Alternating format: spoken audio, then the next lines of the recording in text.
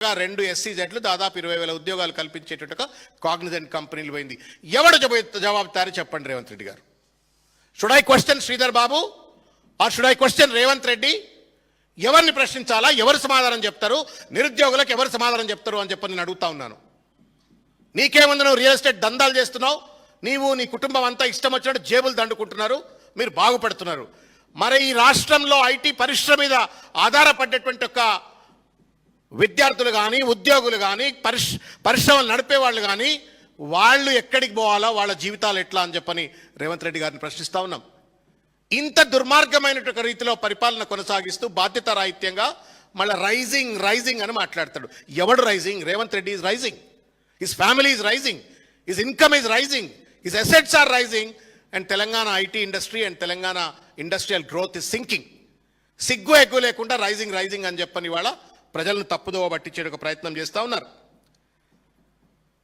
దావోస్కు పోతాడు పెద్ద ఆయన,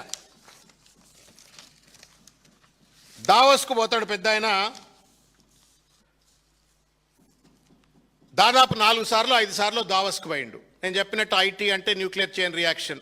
నేను అడుగుతా ఉన్నాను రేవంత్ రెడ్డి, ఇన్నిసార్లు పోయినావు, ఇన్ని ఎంఓయూలు చేసుకున్నా అని చెప్పని పెద్ద ఎత్తున నువ్వు ప్రకటనలు చేసినావు, వీటిని మొత్తం కూడా ఒక వైట్ పేపర్ డిక్లేర్ చేసి నువ్వు పోయింది ఎన్నిసార్లు, ఖర్చు పెట్టింది ఎన్ని కోట్ల రూపాయలు, నువ్వు ఆ కంపెనీ ఏంటంటే అది వాల్స్కర్రా లాంటి కంపెనీలకు మినహా ఏ కంపెనీలు నువ్వు డావోస్కు పోవడం వల్ల, ప్రభుత్వ ప్రజల సొమ్ము వల్ల పోవడం వల్ల ఏ కంపెనీలు హైదరాబాద్కు వచ్చినాయి, తెలంగాణకు వచ్చినాయి, ఎంత పెట్టుబడులు హైదరాబాద్కు వచ్చినాయి, ఎన్ని ఉద్యోగాలు హైదరాబాద్కు వచ్చినాయో దయచేసి సమాధానం చెప్పాలని చెప్పని నేను రేవంత్ రెడ్డిని డిమాండ్ చేస్తూ ఉన్నాను.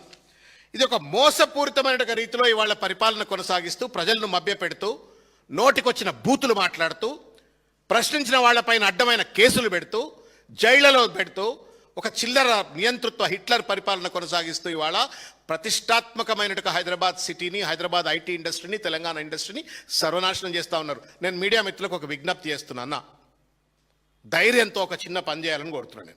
నేను ధైర్యం అనే పదం ఎందుకు మాడుతున్నా అంటే ఇవాళ రేపు ప్రతి ఒక్కళ్ళ నెత్తి మీద ఒక కత్తి ఎలాడుతుంది, రేవంత్ రెడ్డి కత్తి. ఎవరు కొంచెం ప్రభుత్వానికి వ్యతిరేకంగా న్యూస్ రాస్తే వాళ్ళ మీద దాడి చేస్తున్నారట. నేను తెలంగాణ ప్రజలకు కూడా విజ్ఞప్తి చేస్తున్నా, హైదరాబాద్ ప్రజలను కూడా విజ్ఞప్తి చేస్తున్నా.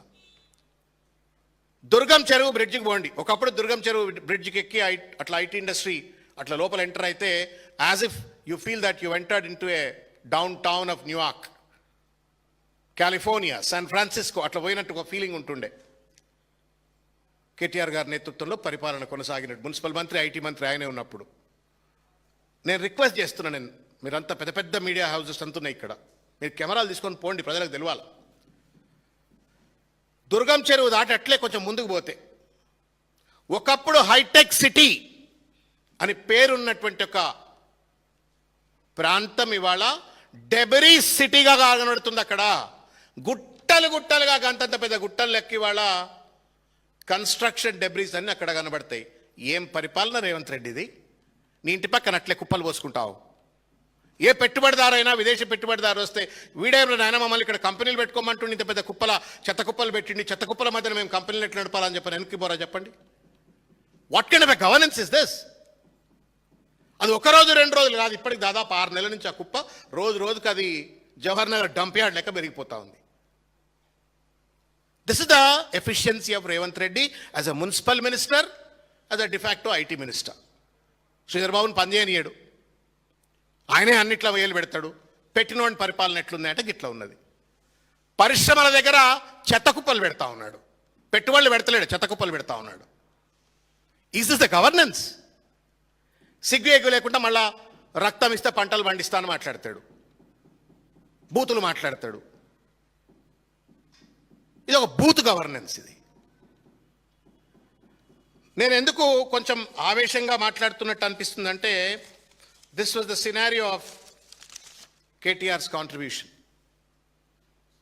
ఒక మనిషికి కష్టపడాలన్న సోయి ఉంటే, రాష్ట్రం పట్ల బాధ్యత ఉంటే, ప్రజల పట్ల ప్రేమ ఉంటే, వృత్తి పట్ల భక్తి ఉంటే చేసేటువంటి ఒక పని ఫలితం ఇట్లా ఉంటుంది రేవంత్ రెడ్డి.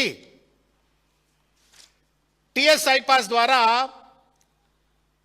18,29,181 ఉద్యోగాలు ప్రైవేట్ సెక్టర్లో క్రియేట్ చేస్తే ప్రభుత్వ రంగంలో దాదాపు 2,10,868 ఉద్యోగాలు క్రియేట్ చేసినారు. This is the growth story. ఇది తెలంగాణ రైజింగ్ అంటారు.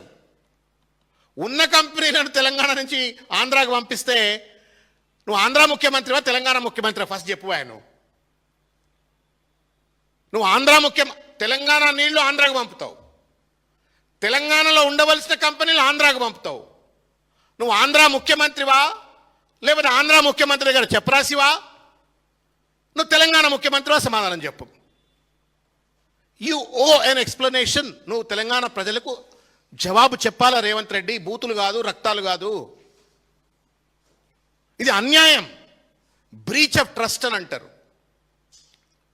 కాన్స్టిట్యూషన్ మీద ప్రమాణం చేసి అధికారంలోకి వచ్చిన తర్వాత నేను సర్వ హక్కులు తెలంగాణ ప్రజలకు సంబంధించింది, ఈ ప్రాంతానికి సంబంధించిన హక్కులను కాపాడుతా అని చెప్పని రాజ్యాంగం మీద ప్రమాణం చేసి ముఖ్యమంత్రి కుర్చీలో కూర్చున్న రేవంత్ రెడ్డి కాళేశ్వరం నీళ్లు ఆంధ్రాకు బారిస్తావు, హైదరాబాద్ ఐటీ కంపెనీలు ఆంధ్రాకు పంపిస్తున్నావు. ఇదేం న్యాయం చెప్పు? How is this justified? పొద్దున్న లేస్తే మళ్ళీ కేటీఆర్ను తిట్టాలా, కేసీఆర్ను తిట్టాలా, బీఆర్ఎస్ పార్టీని తిట్టాలా. తిట్లతో పరిపాలన వస్తే పెట్టుబడులు వస్తాయని చెప్పు. మరి అట్లానే చెప్పు. ఉన్న కంపెనీలు నీ బూత్ భాషను చూసి భయపడి పోతున్నాయి, నీ ఆర్ఆ ట్యాక్స్లను చూసి భయపడి పోతున్నాయి. దీనికి సమాధానం చెప్పాలా అని చెప్పని నేను కోరుతా ఉన్నాను.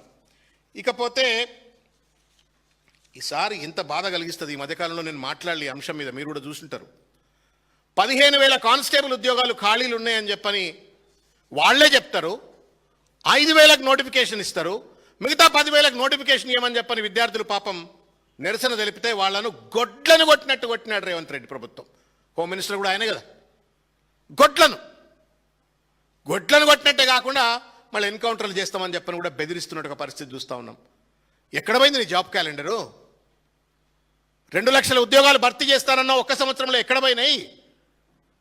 ఎక్కడ పోయింది unemployment allowance that you promise to give 4,000 rupees?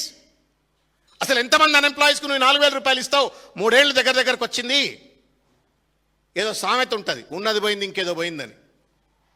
ఇవాళ తెలంగాణ ప్రజలు నమ్మి, నిరుద్యోగులు నమ్మి నీకు ఓటేస్తే జాబ్ క్యాలెండరు లేకపోయి, అన్ఎంప్లాయ్మెంట్ అలవెన్స్ లేకపోయి, పరిశ్రమలు లేకపోయి, పెట్టుబడులు లేకపోయి, ఉన్న కంపెనీలు వచ్చుతానన్న కంపెనీలను బెదిరించి అదిరించిన వాళ్ళు ఆంధ్రాకు పంపిస్తున్నావు. ఇది ఎంతవరకు న్యాయమవుతుంది అని చెప్పి నేను అడుగుతున్నా. మళ్ళీ పెద్ద తెలివిమంతుడు ఆయన ముఖ్యమంత్రి గారు ఏమంటాడు? పెద్ద ఆయన ఏఐ ఒక పెద్ద పెనుభూతం లెక్క వస్తున్నది, ఏఐ కోసం దీనివల్ల ఉద్యోగాలన్నీ పోతాయి, మేము ఈ ఉద్యోగాలన్నింటినీ కూడా మేము మళ్ళీ పరిరక్షిస్తాము, ఉద్యోగులను పరిరక్షిస్తామని నేను అడుగుతాను రేవంత్ రెడ్డి గారిని. Since this is related to technology I'm asking you. ఒక పక్కన ఏఐ వల్ల ఐటీ పరిశ్రమ దెబ్బతింటుంది, ఐటీ పరిశ్రమలో పనిచేస్తున్నటువంటి ఒక ఉద్యోగుల సంఖ్య, or even non IT also, non ఐటీలో పనిచేసే వాళ్ళ ఉద్యోగుల సంఖ్య కూడా తగ్గిపోతుంది ఏఐ వల్ల అని చెప్తున్న Revanth Reddy. What is your rehabilitation plan? నీ రీహాబిలిటేషన్ ప్లాన్ ఏంటి?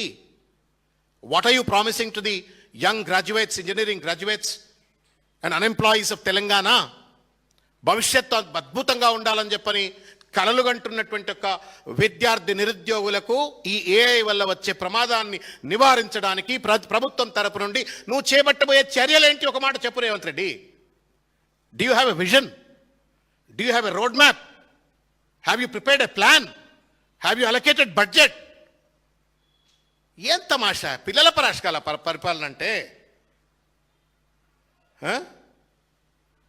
డేటా సెంటర్ అంటాడు, ఏమేమో మాట్లాడతాడు వాడు. అన్ఫార్చునేట్లీ మళ్ళీ కూడా మాట్లాడతాం ఆ స్కిల్ యూనివర్సిటీ అటువంటి అంశాల పట్ల కూడా ఇంకా ఎలాబొరేట్గా మాట్లాడతాం. But very very pathetic state of situation. నేను మీడియా వాళ్ళని నేను విజ్ఞప్తి చేస్తా ఉన్నా, దండం పెట్టి చెప్తున్నా. This is not about Revanth Reddy or Dasadu Shravan or BRS party.